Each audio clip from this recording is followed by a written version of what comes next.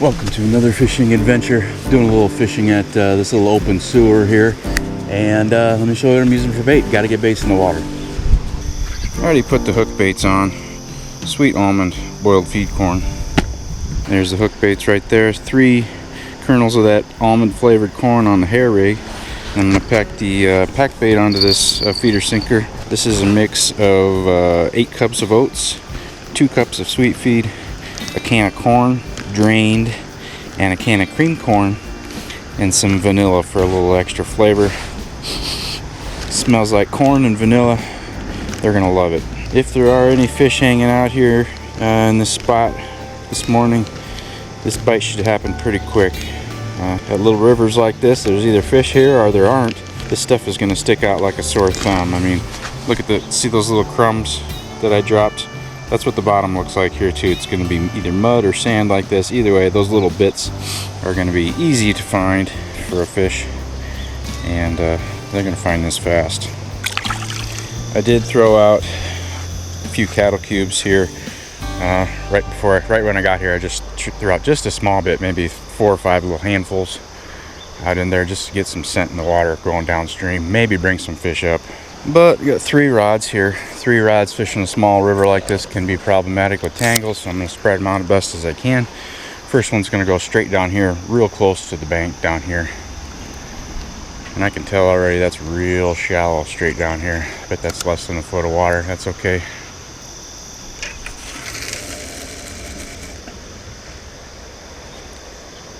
Yeah, probably about a foot of water. And when I say fish, talking about if there are fish here, I'm fishing for carp if it's not obvious already, but I'm sure there's going to be channel catfish here too. No blue catfish in this river, just channel catfish, occasional flathead, but they're pretty rare in this river too. So there's a current seam here. You can see there's a bridge and fast flowing water right there under the bridge, and it bottlenecks down and then it opens back up down here beyond the bridge. So there's a current seam right in front of me. I'm going to fish just this side of the river along that current seam that's created by that big pylon right there. Yeah, not very far, right out in front of me there. Ooh, that's good. That's 5-6 feet of water right there, right on that current seam, next to the good current. All right, and it hit bottom and stayed there. Good deal. This third one, I'm actually just going to plunk off to the right. These 2 are down here. And this one I'm going to put kind of upstream a little bit, just right here. There's a big, deep hole right here, right behind this bridge. Maybe I'll just put it in the hole. Let's put it in the hole, see what happens. Because undoubtedly, with that fast water up there, when fish are moving upriver, and if they want to go up above that fast water, they're going to hold in probably right here while they're deciding what they're going to do. My guess is there's a few catfish hanging out in this hole,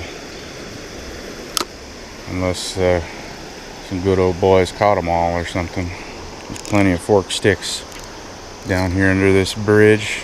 I'm sure people have been catfishing down here. Plenty of litter, plenty of bush light cans. It's early September, transition time, longer nights, and a little bit of cooler weather. Still getting up into the upper 80s during the day, but that water is in the cooling direction a little bit, so it's hard to find the fish. If I don't get any fish today, this will be skunk number 4 in a row. You know what, why don't I just go ahead and measure the water temp just for curiosity's sake. It's early in the morning, so the water will be a little pretty on the cool side, I suppose. Oh. Forget the water temp, I got a bite. Yep. This is the middle rod that's out close to the main current out there. This feels like a catfish for sure.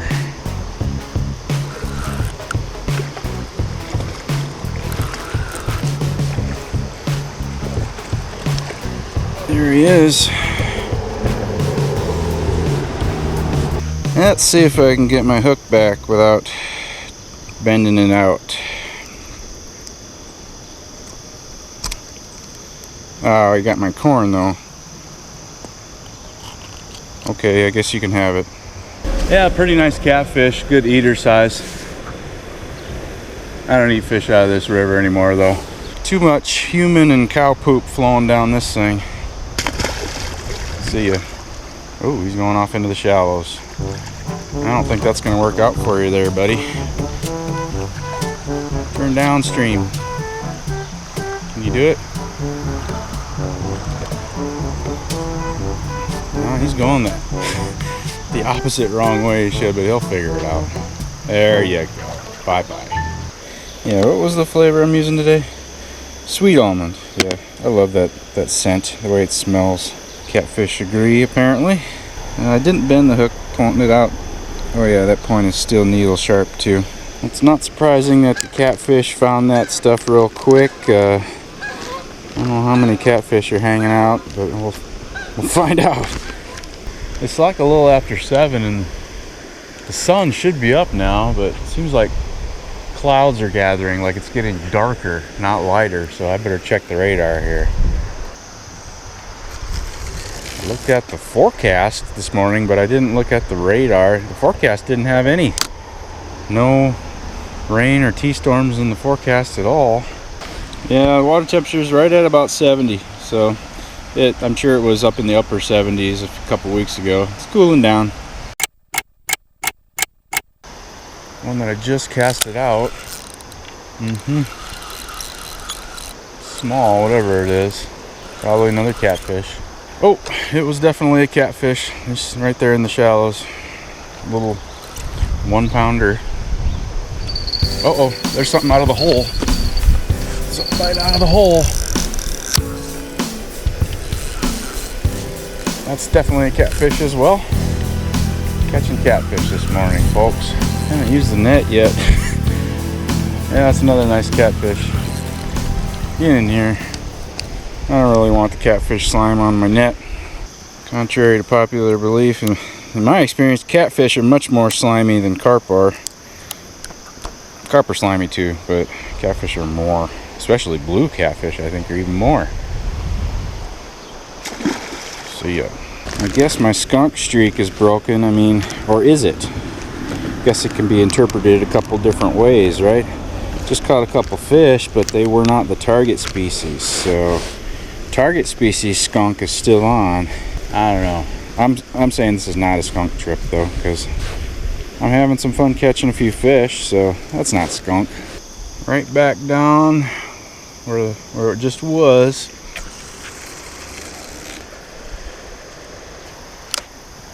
There should be some carp in here. This is a big current break, just a big reduced current area right here. There should be some carp in here.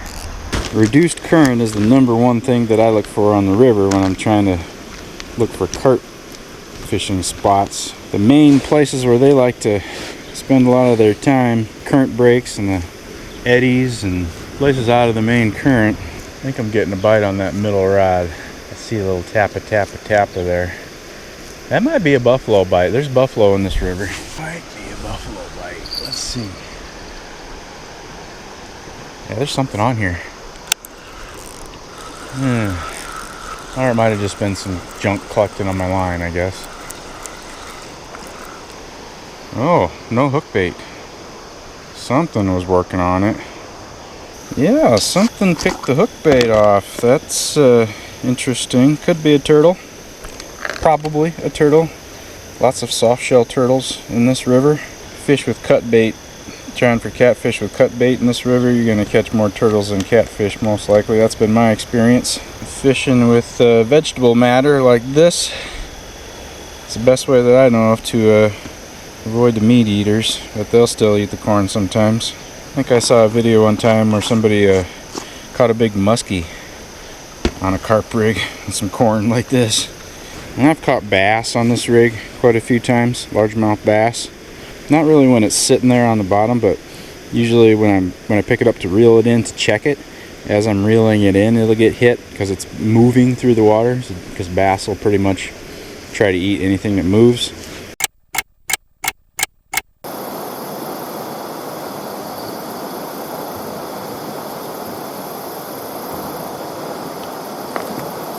Hang on here.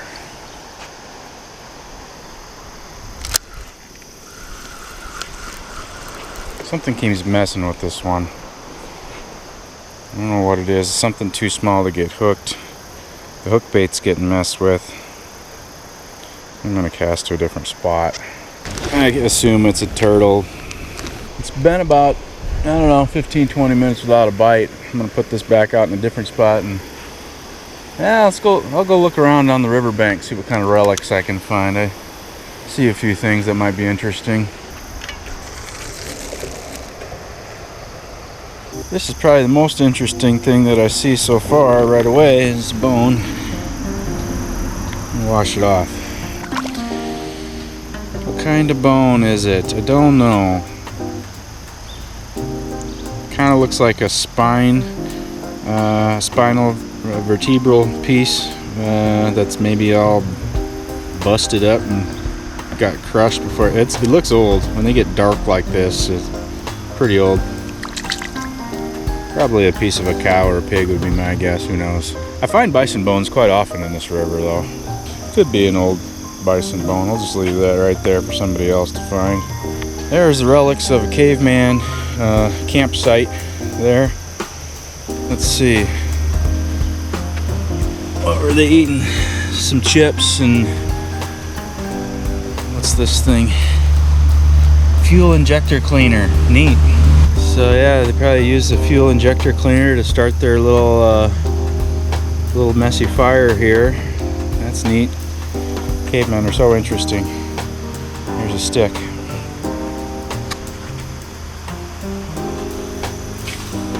Here's a relic. Let's see if we can figure out what this is. Oh, I know what this is. This is a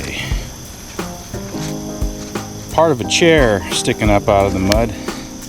I bet the rest of it's down there somewhere. So I bet this is a relic from the early 2020s, maybe, the vintage. Maybe from somebody that was fishing here and they just didn't like their chair, so they left it by the river. That sounds about right. What's this? And that's part of the chair too. Yeah, it's all in there. It's all in the mud there. I'm not gonna try and pull it up. Oh, here's another relic from a different group of cavemen that were here at a different time, it looks like. Oh yeah, so you got to, when you look at these fishing spots, usually a lot of times the trash gets tossed. They just kind of throw it over their shoulder. So you got to kind of look behind the fishing spots to find the evidence of their existence. And here we go. We've got some Diet Coke. There's a Dr. Pepper. There's a worm container, you know, back behind the fishing spot. Yeah, so just imagine it, okay? You know, sitting here by the fire, waiting for the catfish bite, drinking the Diet Coke and the Mountain Dew, and then it's done, so whoosh, and then it lands back there. I'm sure that's how it went down. There's footprints down here, which are not mine, and they're never been down here. Got to watch out for human excrement. Places like this.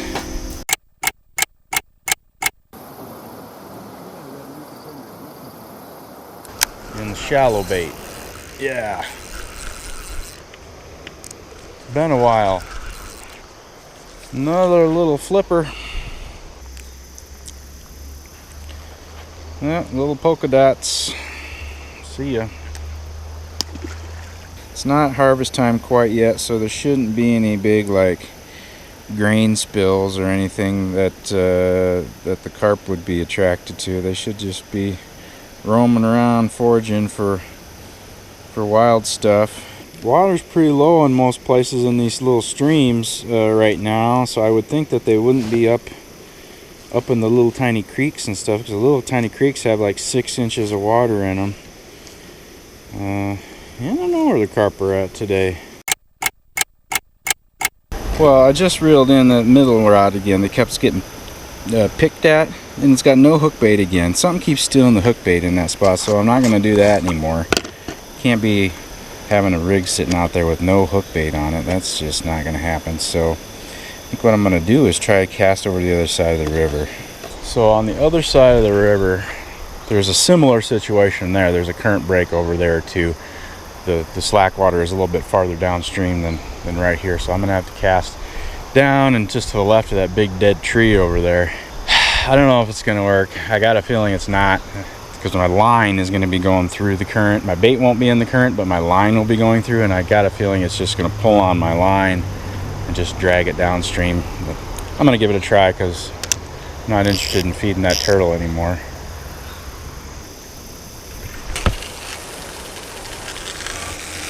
Boom. That was perfect. Almost hit the bank on the other side. And yeah, it's taking it downstream. I might give it a little bit of line, let it take it a little bit. Yeah, so now it's out in the middle of the river. It landed exactly where I wanted it to, but then of course the line took it, and it's out in the middle of the river. The pack bait's probably already stripped off by now because the current's pretty swift right through here. I'm gonna leave it for a few minutes, see what happens. Seems like maybe the turtle's going after this one now.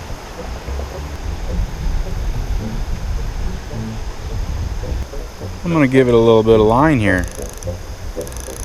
See what happens. The bite gets more aggressive when I give it a little bit of line.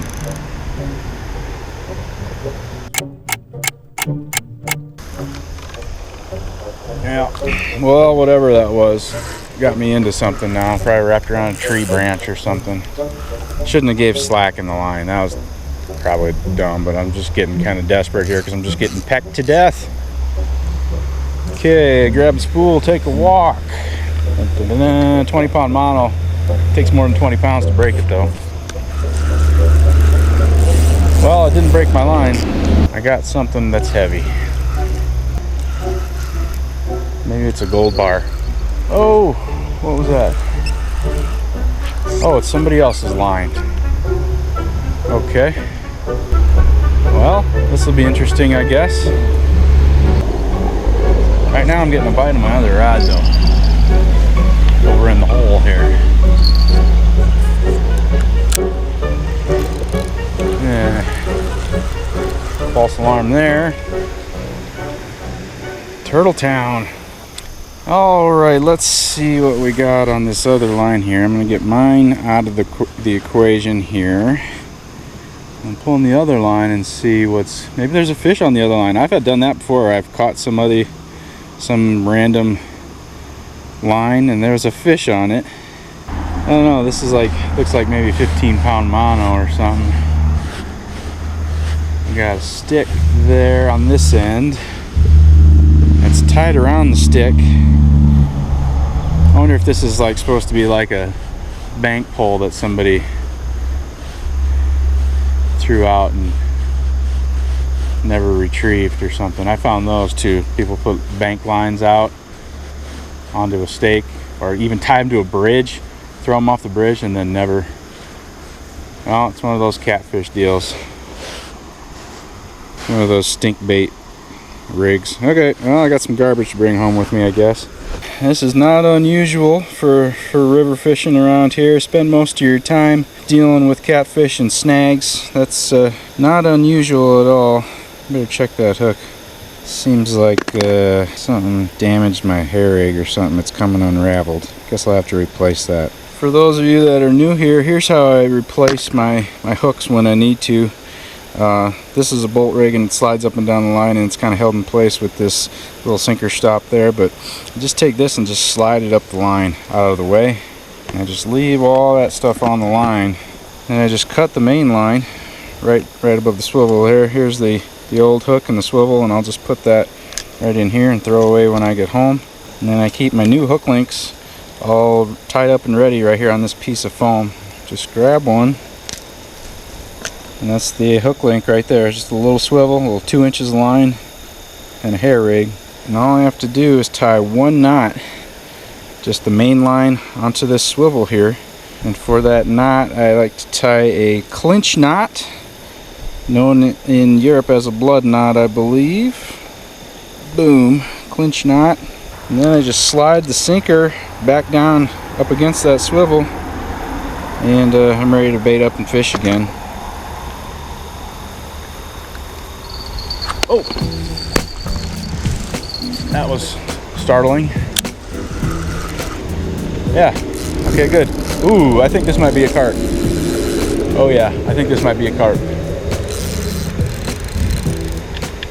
This is feeling more like the target species, and it's pulling drag good. Heading downstream.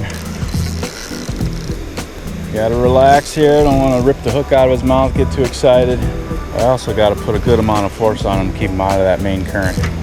Yes, target species acquired. Now I got to get a net on him. I'm going to use a net for the first time today. All right. I'm going to get him over here into this deeper stuff. It's really shallow down there. A little deeper right here, make it easier to net him. Come on in here.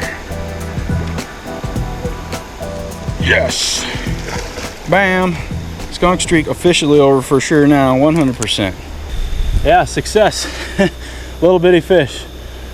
3-4 pounds. I don't know. Skinny torpedo fish, river fish. They don't get huge in this river, at least not that I've seen. I think the biggest fish I've caught out of this river is like 14-15 pounds, but that's pretty rare. Target species acquired, skunk streak over at the Muddy River. Phew! Get out of here, don't splatter that poop water on me. See ya. Yeah, that carp came out of that deep hole right here, right at the base of that fast moving water, the base of those riffles, and put it right back in there.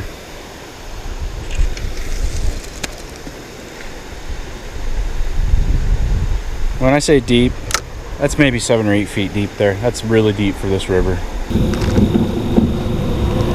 It is about 9 o'clock. Been here about 2 hours. The carp are sleeping in today, I guess.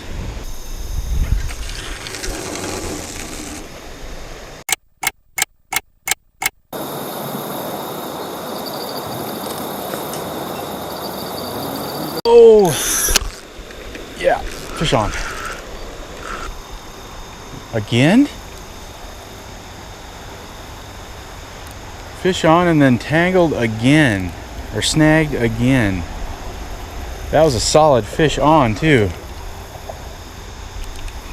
Same spot I pulled in that other line. Must be some branches in there, and some other people got snagged too. All right, came out of it. Yeah, was in some sticks. Oh, my hook is jammed into it. Let's better check that. Yeah, my hook. I hooked that stick.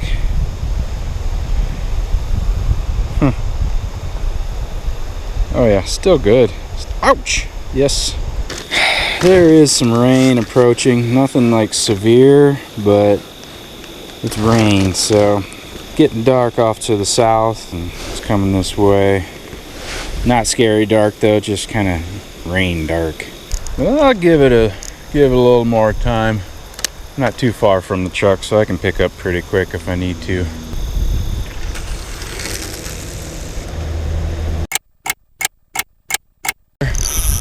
On the tangle line here, this is the tangle spot.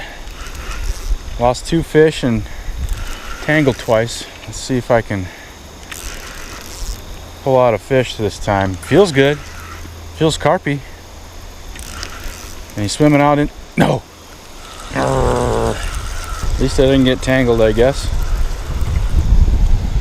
Somehow I lost one of my 3 kernels. I'm gonna put a third back on there and put it back out there. There's fish showing up there down at that spot, down at that tangle spot. That's three times within the last half an hour or so. I've got bites, and then you know, didn't end up well, but I think if I keep trying, I'm gonna get whatever's down there. It would be a really fun challenge to fight a big carp in this river current. Pack bait is just down to the... Probably got enough left to rebait 2, maybe 3 times if I'm conservative. I mean, I've put enough pack bait out into the river just in this area here this morning. I mean, this was full when I got here, so there's a bunch of stuff laying on the bottom all over the place out there. I think at this point I just need to put just enough to cover the feeder.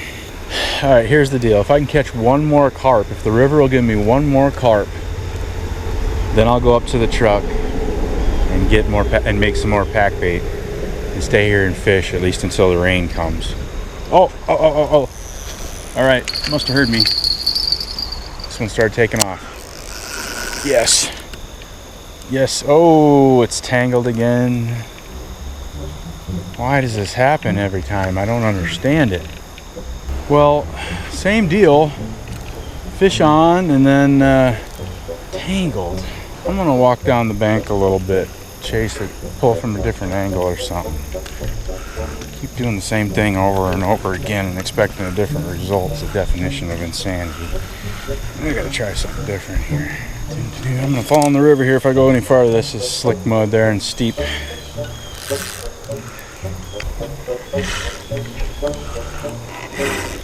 I don't think I'm gonna get it. I see a bunch of other fishing line hanging from that branch down there too. Couldn't see that from back at my spot. Well, I guess I'm just gonna go ahead and pull on it and see if I can break it, I guess. It's slipping, it's slipping, it's slipping, it's slipping. Slipping, but not breaking. There, it broke. Okay. Well, now that I have to completely retie, I want to take this opportunity to show those of you who are new here how I put my rig together. Starting off with the main lines. This is 20-pound mono. These are sinker stops, or otherwise known as bobber stops. I'm going to slide one of these onto the main line first. Got the sinker stop on the main line. Just going to slide that up out of the way. Next is a bead, a little black bead. Color doesn't matter. You'll see what the bead's for in a second. Slide that up. Next is a feeder. I'm going to use a 3-ounce here because the river is got some current, and 3 ounce will help keep it stable better. Slide that on and slide it up. Next is another one of those little black beads onto the main line. Slide it up. One of my pre-prepared hook links on the foam there, just like that. And just as I showed you before, I tie that onto the main line with a clinch knot. Slide everything down to the end.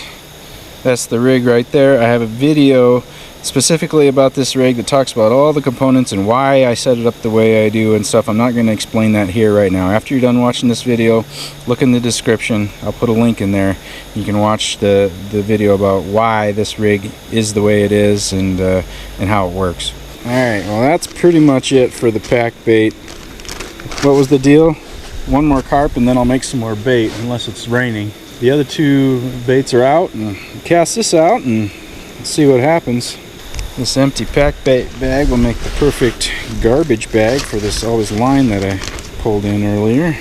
I'm not going to cast the same spot again. I'm going to put it farther out, more towards the main channel, because I can't be getting tangled every single time. That's crazy.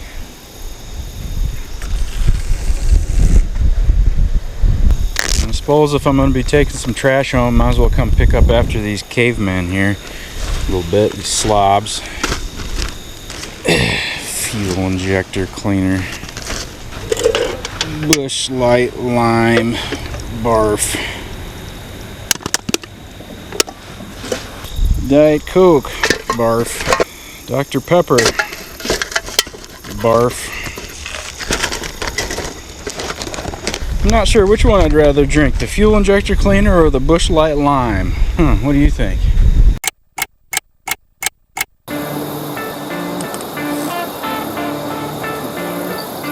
It's swimming upstream. Whatever it is, my line is moving upstream. Yep. It's definitely something that swims. What? I don't know. Feels carpy. And it's not tangled. Oh, it is a carp. It's a carp. I guess I gotta go make some more pack bait. Alright, I really didn't expect to get another carp, but here I am. Oh, you wanna come up here? Come on up here. Oh, he's right next to the bank down here. I lost track of him for a second. Hey, that's a nice looking fish. Yes. Yeah, pretty much carbon copy of that first fish. Little bitty fish. 3-4 pounds, something like that. It might even be the same fish for all I know, but all right, the fish are here, or they're not here, I don't know. I'm gonna go get some more pack bait supplies and I'll make some more and fish for a little bit longer, I guess, if they're here. I'm gonna go ahead and give you a little toss there. There you go. Oh, you're coming back? No? Go that way. See you. Well, I'll be back in a few minutes. If I get a bite, holler. I really should have done this maybe a little while ago before I actually ran out, because this does take a few minutes to set up. In this 1 gallon bag, I have 8 cups of old-fashioned oats and 2 cups of sweet feed. Those little horse pellets, horse feed. To that, I'm adding 1 can of whole kernel corn, liquid and everything. I'm also adding a can of hot chili beans.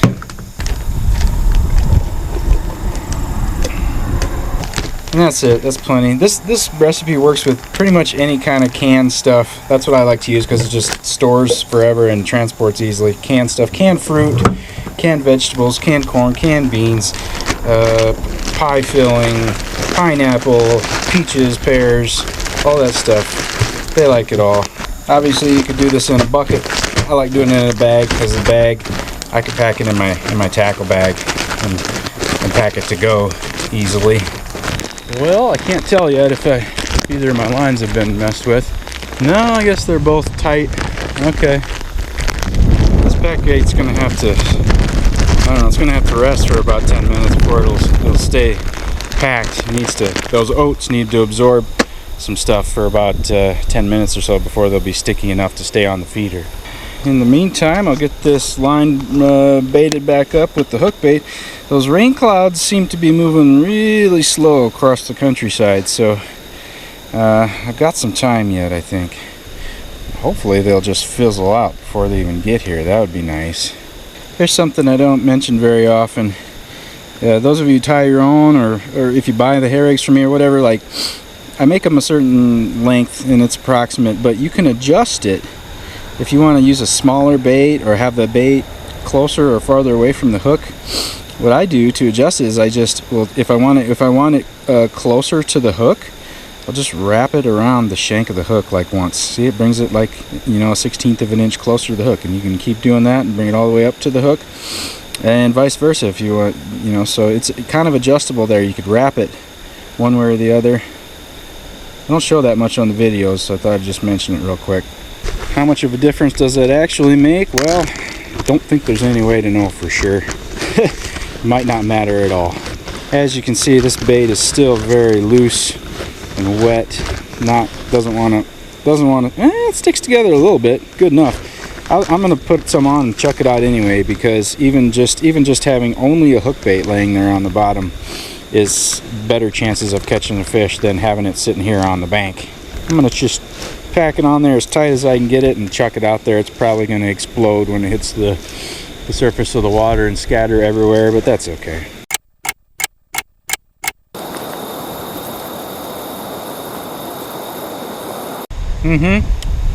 Trying to eat a banana. The catfish is taking me away from it. This one didn't get snagged, which is very nice.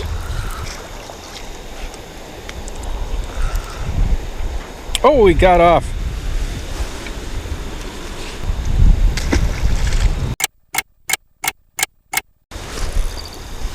All right. Yeah. Fish on. Fish on in the tangle spot. Can I avoid the tangles? I'm walking backwards to get him out of there. Get out of there. Get out of there.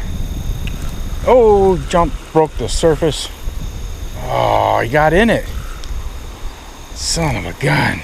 What I have here is, okay, we got the main current over here and it's going that way. And then there's an eddy. So this water in between me and the main current is moving in the opposite direction. It's going that way. So it's like, as soon as there's any slack in the line, ooh, that fish is still on there. As soon as there's any slack in the line, that upward current pushes my line that way, while the fish on the other end of the line is going that way, and I don't know, I think it creates this sweeping action that makes my line grab on something on the bottom down there. I don't think there really is anything else to do but just go ahead and pull on it.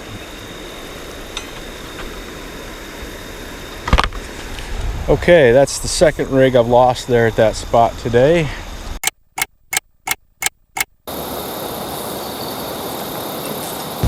Okay, I got a contender here. This is on the middle line, the non-tangle line. Oh yes, yes, yes, yes. This feels good, and he's headed right, he's in the middle of he's in the heavy current right now. Headed straight out into the middle of the river. Definitely got a common carp on here. I saw his tail come up. Might be a little bigger than the other one. Oh yeah. It's a bigger fish. Here he comes. Here he comes. Here he comes. Yes. Yeah, the carp are coming alive at 10 a.m. I guess it's not that much bigger than the other fish. 5 pounds, 6 pounds, I don't know. But yeah, looks like 10:30, something like that. Fish are biting. Cool. Back he goes. I was on that middle rod, so it didn't get tangled in the usual spot this time. Nice. All right, off you go, tuna release.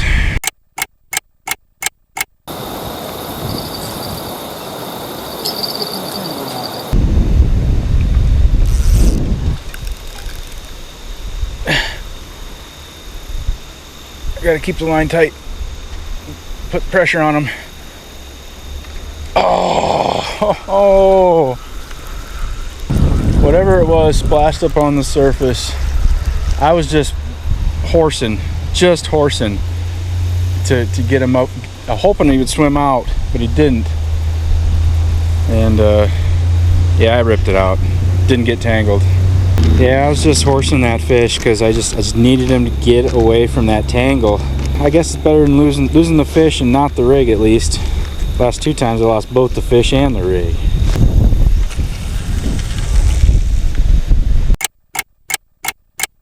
Well, it's been a while with no bites, I'm gonna call it. It was a pretty fun morning here on the river. Thanks for watching, I appreciate it. See you on the next one.